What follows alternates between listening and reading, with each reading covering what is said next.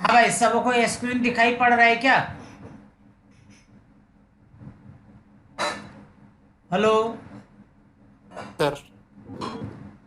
ठीक है। Yes sir. ठीक है, यस ठीक सर। है। और चिंटू अभी आई है ना? Bharat sir, good morning. हाँ, good morning sir ji. How are you? Fine sir. आज अंशु नहीं है क्लास में।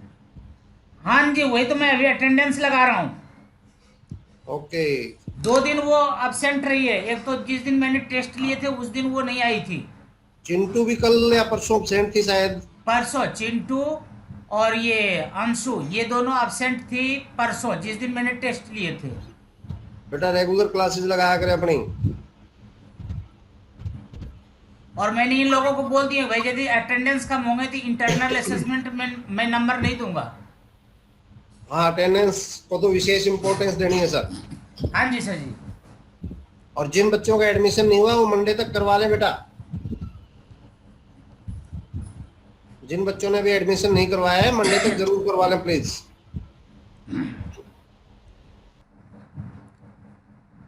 चलो मैं शुरू कर रहा हूं भाई।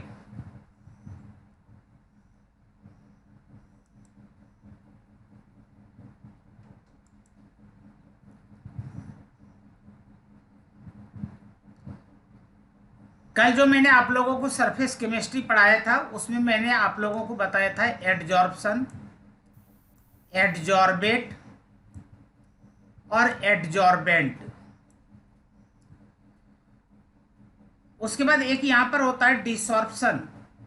डिसॉर्प्शन क्या होता है? एडजॉर्प्शन का ठीक जस्ट अपोजिट होता है। यानी एडजॉर्प्शन में पार्टिकल्स, कोई एक पार्टिकल्स दूसरे पार्टिकल्स के सरफेस पर एडजॉर्ब होता है, यानी उसकी ओर अट्रैक्ट होता है और उसके सरफेस पर रिटेन कर जाता है, रुक जाता है। लेकिन डिसॉर्प्शन में क्या होता है? यहां पर जो पार्टिकल्स किसी सरफेस के ऊपर एडजॉर्ब हुआ है वह पार्टिकल्स रिमूव हो जाता है। एक एग्जाम्पल, मान लीजिए कि आपने एक ग्लास लिया खाली और उसमें आपने आइस के कुछ पीसेज डाल दिए, तो थोड़ी देर के बाद आप क्या देखते हैं कि ग्लास के सरफेस पर आउटर साइड में वाटर के ड्रॉपलेट्स एडजॉर्ब हो जाते हैं। पानी की कुछ छोटी छोटी बूंदें ग्लास के बाहरी सतह पर आपको दिखाई पड़ते हैं। इसका मतलब क्या हुआ कि एटमॉस्फेयर में जो वाटर मॉलिक्यूल्स हैं, वाटर वेपर्स हैं, वह ग्लास के सरफेस पर एडजॉर्ब हुआ। अब आप आइस के पीस को निकाल देते हैं और उसके अंदर आप कुछ अंगारे डाल देते हैं ग्लास के अंदर। अब थोड़ी देर में आप क्या देखेंगे कि जो ग्लास के सरफेस के ऊपर बाहर की ओर वाटर के ड्रॉपलेट्स नजर आ रहे थे थोड़ी देर पहले, अब वो सब के सब डिसएपियर हो जाएंगे। इसका मतलब कि ग्लास के सरफेस पर बाहर की ओर जो वाटर मॉलिक्यूल्स थे वह एलिमिनेट हो गया, उस सरफेस को छोड़ करके चला गया। इस प्रोसेस को कहा जाता है डिसॉर्प्शन। अब इसका प्रॉपर डेफिनेशन यहां पर समझ लीजिए। The process of removing an adsorbed substance from a surface on which it is adsorbed is called desorption। तो आपको यहां पर याद रखना है एडजॉर्प्शन और डिसॉर्प्शन ये दोनों एक दूसरे के उल्टे होते हैं, यानी कि जस्ट अपोजिट होते हैं, या आप इसको रेसिप्रोकल भी कह सकते हैं। तो यहां तक सबों के समझ में आ गया क्या? हेलो। Yes sir. हाँ, ये आप लोगों ने कल एब्जॉर्प्शन और डिसॉर्प्शन पढ़ा था। आपकी बुक में जो लिखे हुए होंगे उससे आप लोग पढ़ लेंगे और आपने समझ लिया था। अब एक नया वर्ड यहां पर आपको देखने को मिलेगा, सॉर्प्शन। ये सॉर्प्शन क्या होता है? जब एडजॉर्प्शन और एब्जॉर्प्शन दोनों एक साथ यानी कि साइमल्टेनियसली होते हो, तो when adsorption and absorption take place simultaneously it is called sorption. तो आपको यहाँ पर अपने लैंग्वेज में याद रखना है कि जब भी एडजॉर्प्शन और एब्जॉर्प्शन एक साथ होते हों तो उसे सॉर्प्शन कहा जाता है। ये छोटे छोटे डेफिनेशंस हैं जो कि डेफिनेशंस आपको याद होने चाहिए। अब आगे अपने को पढ़ना पड़ेगा हीट ऑफ एडजॉर्प्शन। आप वहां पर ये बोलेंगे released amount of energy during the adsorption. यहां पर कहा जा रहा है कि adsorption generally occurs with released in energy, it is exothermic in nature. The enthalpy change for the adsorption of 1 mole of an adsorbate. हाँ, एक कंडीशन है कि 1 मोल एडजॉर्बेट के एडजॉर्प्शन होने पर, मान लीजिए कि 1 मोल हाइड्रोजन प्लेटिनम के सरफेस पर एडजॉर्ब हो रहा है, तो 1 मोल हाइड्रोजन यहां पर क्या हो गया, 1 मोल एडजॉर्बेट हो गया। तो 1 मोल एडजॉर्बेट होने पर जितने अमाउंट में एनर्जी चेंज होता है उसे कहा जाता है हीट ऑफ एडजॉर्प्शन। तो ये हीट ऑफ एडजॉर्प्शन सबों के समझ में आया क्या? Hello, yes sir. ठीक है। Yes sir. कल हम लोग बात कर रहे थे टाइप्स ऑफ एडजॉर्प्शन। मैंने आपको कहा था कि एक होता है फिजिकल एडजॉर्प्शन और एक होता है केमिकल एडजॉर्प्शन।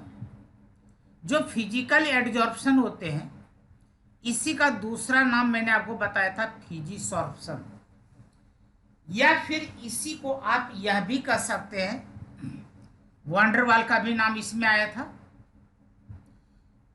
एक्चुअली यहां पर क्या होता है, एडजॉर्बेट और एडजॉर्बेंट, इसके बीच में जो फोर्स ऑफ एट्रैक्शन लगते हैं वहां पर बहुत ही वीक फोर्स लगता है और उस वीक फोर्स का नाम है वांडरवाल फोर्स। ठीक है, तो याद रखना है कि जो फिजिकल एडजॉर्प्शन होगा इसमें एडजॉर्बेट और एडजॉर्बेंट इन दोनों के बीच में जो फोर्स ऑफ एट्रैक्शन लगता है वह बहुत ही वीक फोर्स लगता है, वांडरवाल फोर्स। लेकिन यदि हम लोग यहाँ पर केमिकल एडजॉर्प्शन की बात करें तो इसके नाम से पता लग रहा है कि एडजॉर्बेट और एडजॉर्बेंट इसके बीच में यहां पर क्या होगा, मैं आपको अलग से पिक्चर बना करके दिखा रहा हूं। एक्चुअली इसमें क्या होता है, केमिकल एडजॉर्प्शन में मान लीजिए कि आपके पास यहां पर यह ऑक्सीजन है, ठीक है। दूसरा मैंने यहां पर ले लिया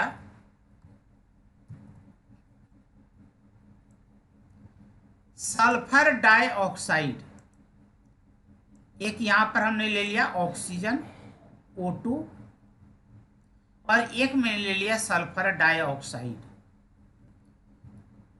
और एक मैं यहां पर और ले लेता हूं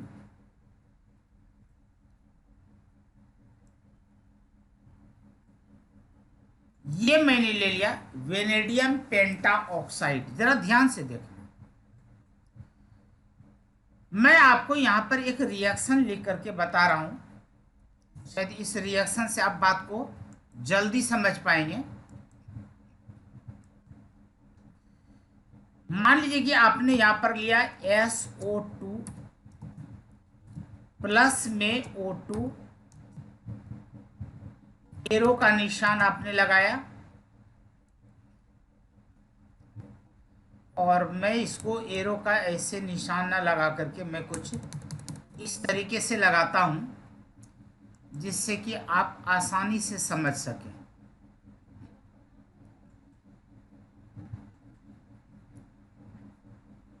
और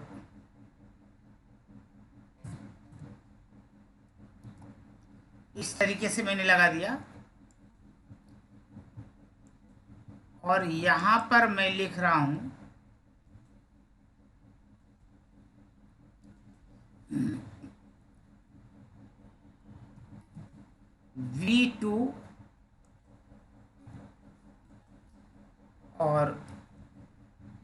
5 और ये बना लेता है यहां पर सल्फर ट्राइऑक्साइड। जब ये आपस में रिएक्ट करते हैं ये बनाता है सल्फर ट्राइऑक्साइड, SO3 में लिख देता हूं। मैं इसे अभी बैलेंस नहीं कर रहा हूं क्योंकि मैं केमिकल रिएक्शन नहीं पढ़ा रहा हूं, मैं सरफेस केमिस्ट्री पढ़ा रहा हूं। तो अब यहां पर देखिए होता क्या है कि ये जो आपको दिखाई पड़ रहा है ये तो आपका हो गया ऑक्सीजन जो ऑरेंज कलर का है। आप यूं मान लीजिए ये कलर देता हूं, ये कलर हो गया आपका ऑक्सीजन। सल्फर ये हो गया सल्फर डाइऑक्साइड ब्लू कलर वाला, और जो ब्लैक कलर वाला है ये है वेनेडियम पेंटाऑक्साइड, यानी कि यह कैटेलिस्ट है। एक्चुअली यहां पर क्या होता है, ये दोनों डायरेक्ट आपस में ऐसे रिएक्ट नहीं करते हैं। जब भी यह रिएक्ट करता है यह इसके सरफेस पर जाता है, एडजॉर्ब होता है, ऑक्सीजन भी इसके सरफेस पर एडजॉर्ब होता है, और एडजॉर्ब होने के बाद अब ये दोनों आपस में रिएक्ट करते हैं। और किस तरीके से रिएक्ट करते हैं वो मैं आपको बता रहा हूं। ये रिएक्ट इस तरीके से करते हैं कि ये अब यहीं पर यह बॉन्ड बनाता है, और जब ये बॉन्ड बना लेता है तो बॉन्ड बनाने के बाद अब यह ना तो सल्फर डाइऑक्साइड रहा और ना ही यह ऑक्सीजन रहा, ये हो गया सल्फर ट्राइऑक्साइड। तो पहले क्या हुआ, यहां पर एडजॉर्प्शन हुआ। एडजॉर्प्शन होने के बाद जब यह प्रोडक्ट में चेंज हो जाता है, इसकी प्रॉपर्टी बदल जाती है, तो अब ये यहां से प्रोडक्ट बन करके ये बाहर आ जाता है और ये बन जाता है सल्फर ट्राइऑक्साइड।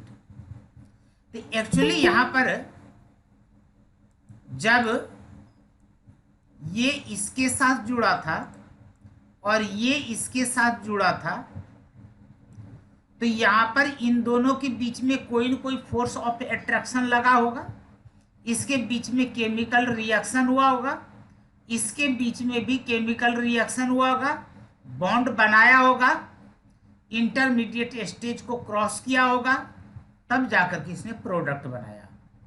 तो इस तरह जो होता है इसे कहा जाता है केमिकल एडजॉर्प्शन। तो यहां तक सबों के समझ में आया क्या? Hello, yes sir. Yes sir. अब यहां पर आप देख लीजिए यस सर। जो केमिकल एडजॉर्प्शन है यहां पर कहा जा रहा है कि if the forces holding the adsorbate are as strong as in chemical bond. तो कुल मिलाकर के यहां पर बोल दिया कि जो एडजॉर्बेट और एडजॉर्बेंट ये दोनों आपस में एक दूसरे को जो होल्ड किए हुए रहता है, किस फोर्स के कारण, तो वह केमिकल बॉन्ड के कारण। तो केमिकल एडजॉर्प्शन में जो फोर्स ऑफ अट्रैक्शन होता है वो केमिकल बॉन्ड होता है, और फिजिकल एडजॉर्प्शन में जो फोर्स ऑफ अट्रैक्शन होता है वह होता है वान डर वाल फोर्स। जरा मैं देखता हूं शायद कोई आया हुआ होगा। नैना,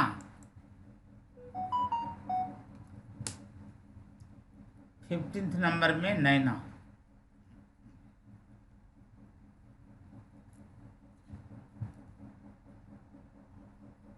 आज मुनेश भी नहीं आया है, कई बच्चे एब्सेंट। चलो अब यहां पर देखिए हम लोग कल यहीं पर रुके हुए थे। Right the difference between physical and chemical adsorption. पहली बात याद रखिएगा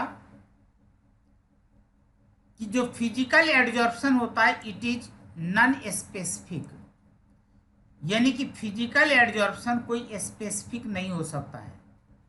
स्पेसिफिक का मतलब है कि जैसे मान लीजिए किस साल, अभी जो मैंने एग्जांपल दिया केमिकल एडजॉर्प्शन का,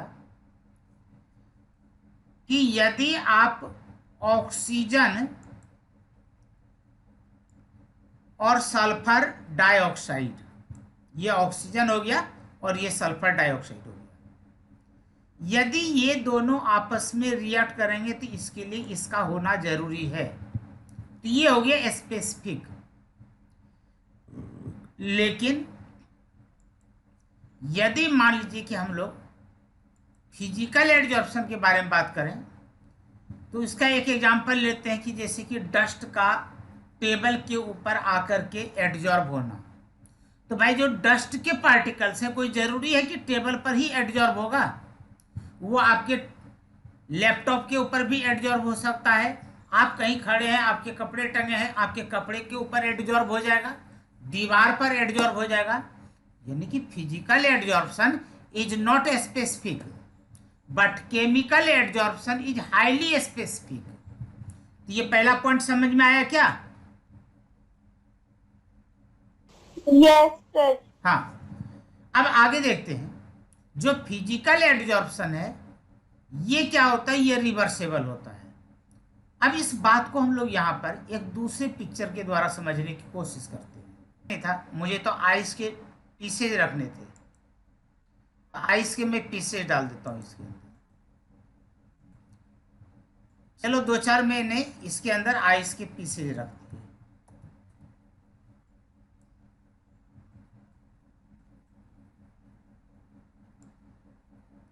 कुछ छोटे रख दिए, कुछ बड़े रख दिए।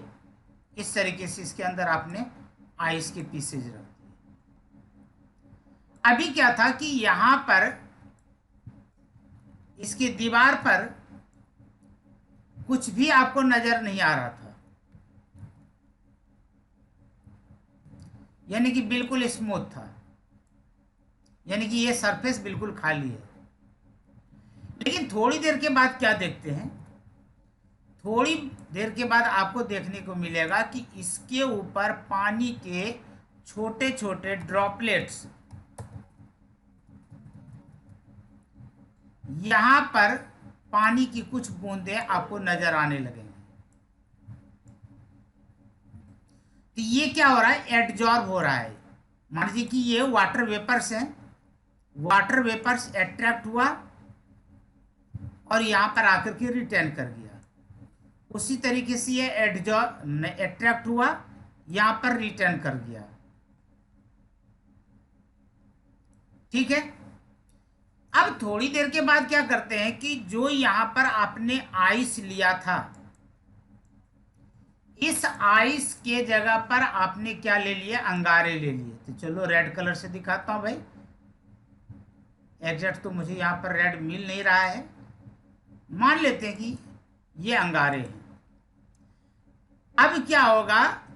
ये यहां से हटना शुरू हो जाएगा।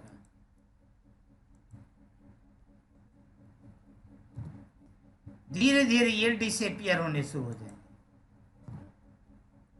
अब क्या हो रहा है कि removal of adsorbent from the surface of adsorbent, यानी कि यहां पर डिसॉर्प्शन होने लगा। तो यहां पर ये क्या होता है कि ये रिवर्सेबल होता है। तो जो फिजिकल एडजॉर्प्शन होता है वो रिवर्सेबल होता है। लेकिन आप कहेंगे जी ये भी तो रिवर्सेबल है। तो भाई ये रिवर्सेबल नहीं है। रिवर्सेबल क्यों नहीं है? अभी समझाता हूं।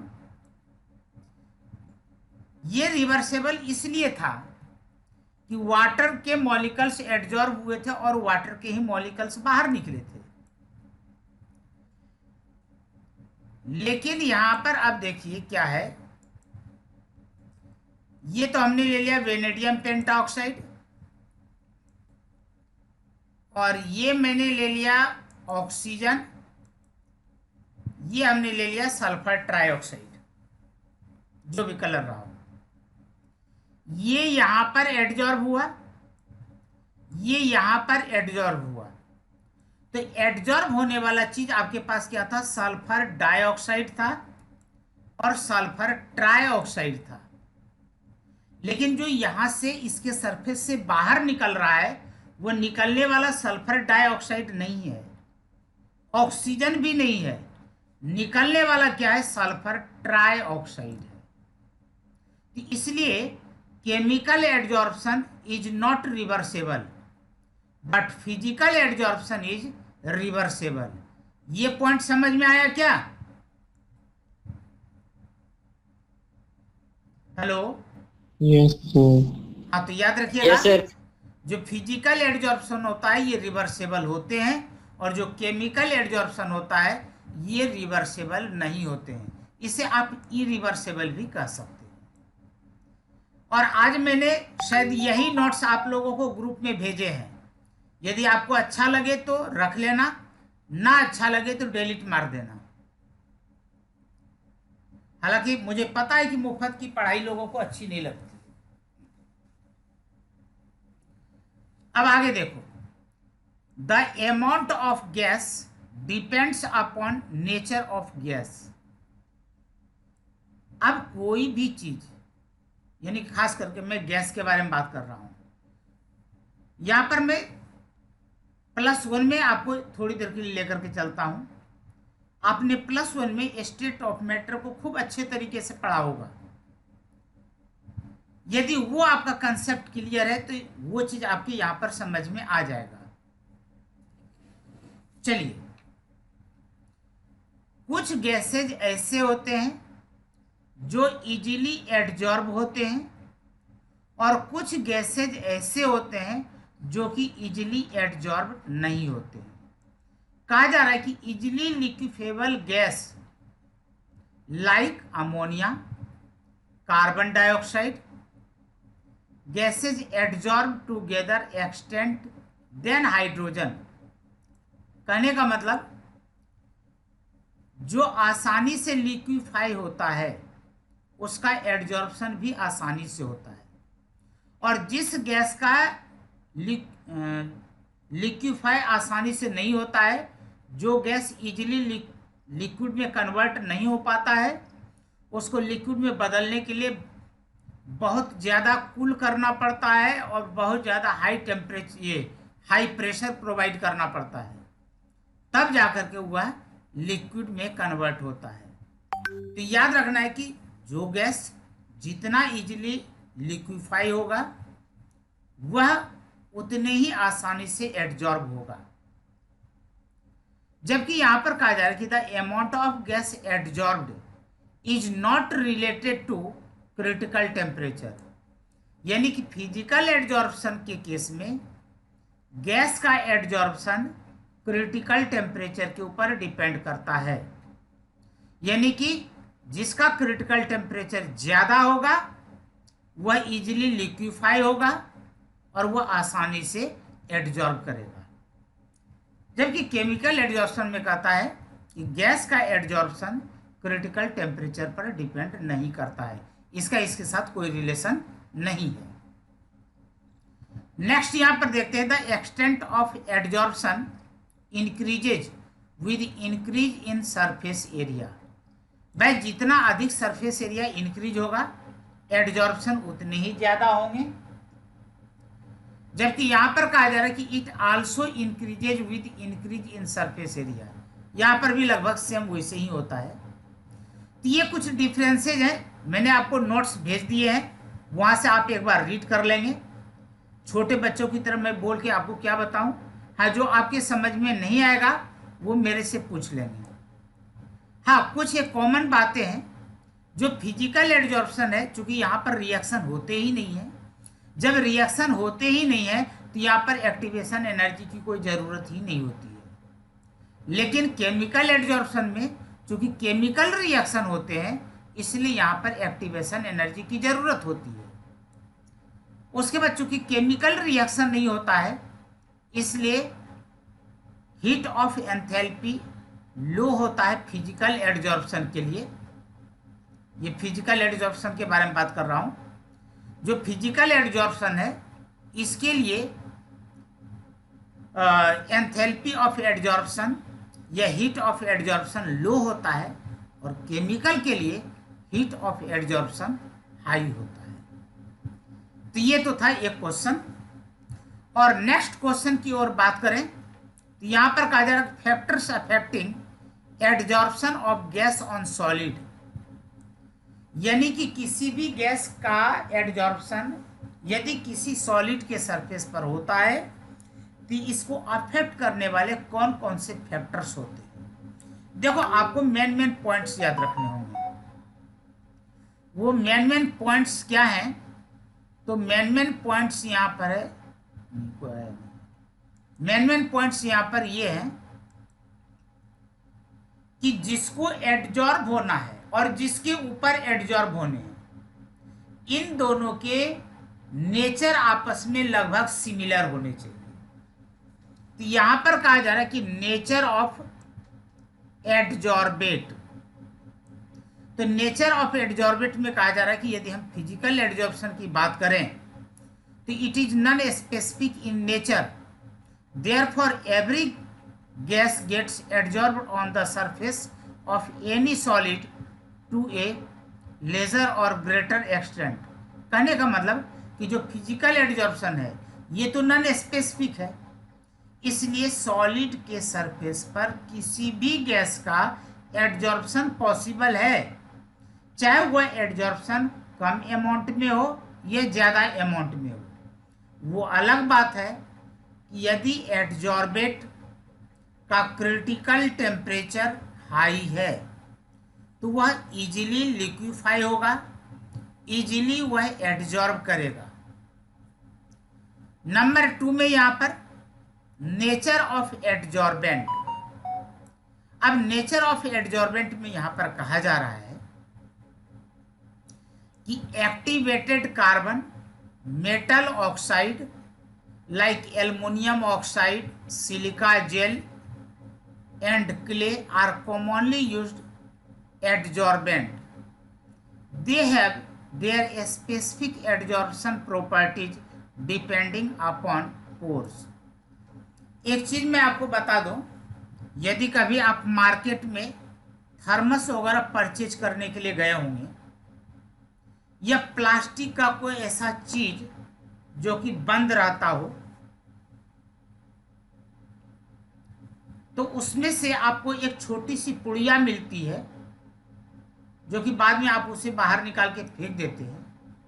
वो जो छोटी सी पुड़िया होती है वो सिलिका जेल की पुड़िया होती है। उसका काम क्या है कि जिस कंटेनर के अंदर हम उसे रखते हैं उसके अंदर यदि कुछ मॉइस्चर है तो उसे यह एडजॉर्ब कर ले।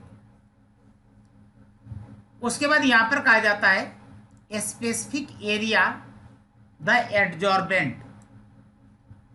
तो यहां पर कहा जा रहा है कि greater the specific area more will be the extent of adsorption, that is why porous और finely divided form of adsorbent adsorb large quantity of adsorbate. The pores should be large enough to allow the gas molecule to enter. Actually यहां पर क्या होता है कि हम लोगों ने अभी तक 3 चीज पढ़ा। एक हम लोगों ने पढ़ा कि भाई नेचर ऑफ एडजॉर्बेट, दूसरा हम लोगों ने पढ़ा नेचर ऑफ एडजॉर्बेंट, और तीसरा कि जो यह एडजॉर्बेंट है इसके ऊपर स्पेसिफिक एरिया। जब इसी चैप्टर में मैं आपको शेप सेलेक्टिव कैटेलिस्ट पढ़ाने लगूंगा, ये कैटेलाइसिस पढ़ाऊंगा, तो उस समय यह कंसेप्ट आपका ज़्यादा क्लियर होगा। और उसके बाद चूंकि गैस की बात है तो pressure is directly proportional to the adsorption of the gas. तो यहां पर कहा जा रहा है कि physical adsorption increases with increase in pressure. और हम यहां पर टेम्परेचर के बारे में यदि बात करें तो टेम्परेचर के केस में यहां पर आपको याद रखना होगा इनवर्सली प्रोपोर्शनल। हालांकि नोट्स में नहीं है लेकिन फिर भी मैं बता रहा हूं, during the adsorption of gas on the surface of solid और liquid it is inversely proportional to the temperature. In the case of physical adsorption, if temperature increase then adsorption decrease. In the case of physical adsorption, not chemical adsorption. In the case of chemical adsorption becomes different things. As we know that in the any reaction required some temperature and some temperature. It is depends on the type of exothermic reaction and endothermic reaction. So we cannot finally say to you directly or inversely proportional to the adsorption in the case of chemical adsorption. But in the case of physical adsorption, temperature is inversely proportional to the physical adsorption is inversely proportional to the temperature. तो यहाँ तक भाई किसी को कोई doubt? No, sir.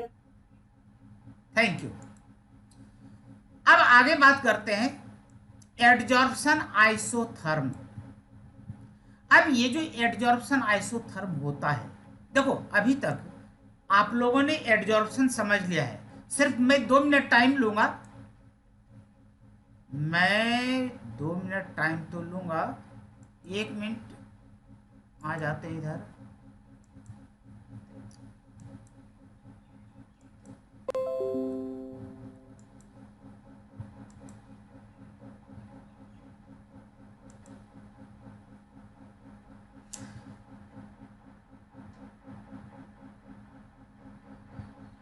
ये मैं आप लोगों को एडजॉर्प्शन आइसोथर्म पढ़ा रहा हूं, ठीक है.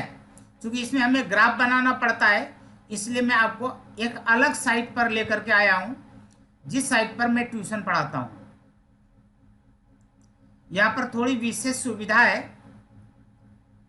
तो यहाँ पर मैं आपको ग्राफ बना करके दिखा रहा हूं.